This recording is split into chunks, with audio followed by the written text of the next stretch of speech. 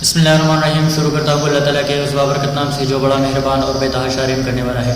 آج کا ہمارا جو ٹاپک ہے، ٹائٹل ہے، لیکچر ہے یا عنوان ہے، وہ ہے ایلبو جوائنٹ لیٹرل پروجیکشن یا ایلبو جوائنٹ لیٹرل ویو. اچھا، اس کے لیے ریکوائرمنٹس کیا ہے؟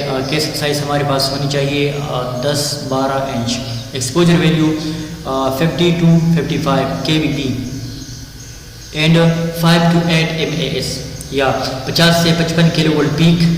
اور ساتھ ساتھ اگر ہم MS کی بات کریں تو یہ ہونی چاہیے ہمارے پاس پینل پہ 5 سے یا 5 سے 8 اس کی ویلیو. اچھا، SID source to image distance ہمارے پاس ہونی چاہیے 100 centimetre. Divide the cassette half crosswise, اور کیسٹ کو ہم نے آدھے حصے میں ڈیوائڈ کروانا چاہیے.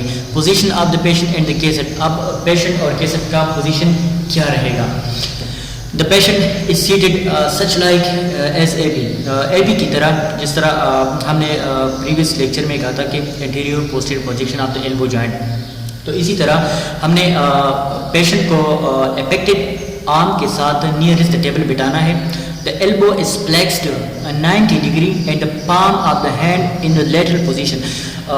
یہ جو elbow ہے یہ 90 ڈگری میں flexed ہونی چاہیے، اور یہ ہتھیلی جو ہے یا Palmer surface of the hand تو یہ لیٹرل ہونی چاہیے، کہ مطلب یہ پرپینڈیکولرلی ٹیبل کے ساتھ اس کے بیچ جو ڈگری ہے یا زاویہ ہے وہ بن پائے 90 ڈگری تک. اس امیج میں آپ دیکھ سکتے ہیں this is the lateral position of the elbow joint. آپ دیکھ سکتے ہیں کہ یہ یہاں پہ کیسٹ ہے، یہ ایلبو اور یہ ہیومرس یعنی آرم اور فور آرم کے بیچ جو زاویہ ہے ڈگری ہے 90 ڈگری کی ہے، اور یہ جو فور آرم کی یا ہینڈ کی پھر ٹیبل کے ساتھ جو ڈگری ہے یہ بھی 90 ڈگری کی ہے، مطلب یہ لیٹرل پروجیکشن ہے.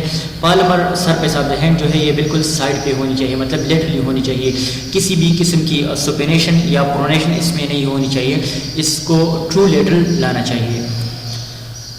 اچھا، اس کے بعد کیا ہے؟ اس کے بعد ہے lower the shoulder to bring arm in contact with the cassette.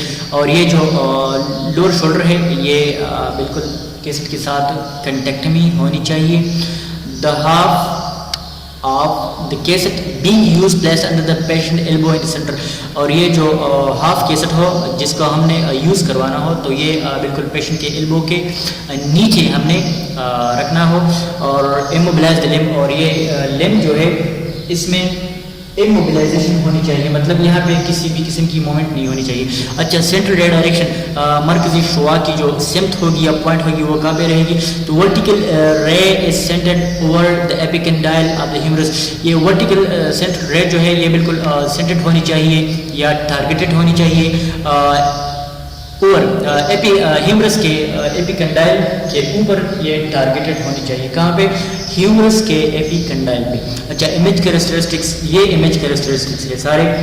یہ پروسیجرل امیج ہے یا پوزیشننگ امیج ہے، اور یہ جو ہے یہ امیجنگ انکلوڈنگ کرائٹیریا ہے، اور یہ جو ہے پوسٹ پروسیسڈ امیج ہے. مطلب اس کو ہم نے ریڈیوگراف پہ جب لائیں گے تو تب ہمارے پاس اسی طرح دکھائی دے گا. تو یہ these all are the imaging including area or these all are the image characteristics. تو آپ دیکھ سکتے ہیں یہ مارکر ہے، اور یہ کیا ہے؟ یہ ہیومرس شیپڈ ہے، اور یہ اس کے مختلف ادر فیچرس ہے.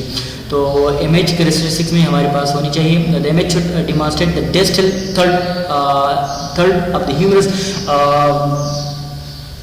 ڈسٹل ہیومرس کا جو ہے تیسرا حصہ امیج میں انکلوڈ کرنا چاہیے. And proximal third of the radius ulna, اور ریڈیس اینڈ النا کی یا فور آرم کی جو ہے یہ تیسرا حصہ بھی اس میں انکلوڈنگ کرنی چاہیے. دا ایپیکنڈائلز شوڈ بی سپر امپوزڈ، اور یہ ایپیکنڈائل جو ہے یہ بالکل ایک دوسرے پہ سپر امپوزڈ یا سپر امپوزیشن اس میں ہونی چاہیے. اپنا بہت سارا خیال رکھیے گا. اللہ نے کے بعد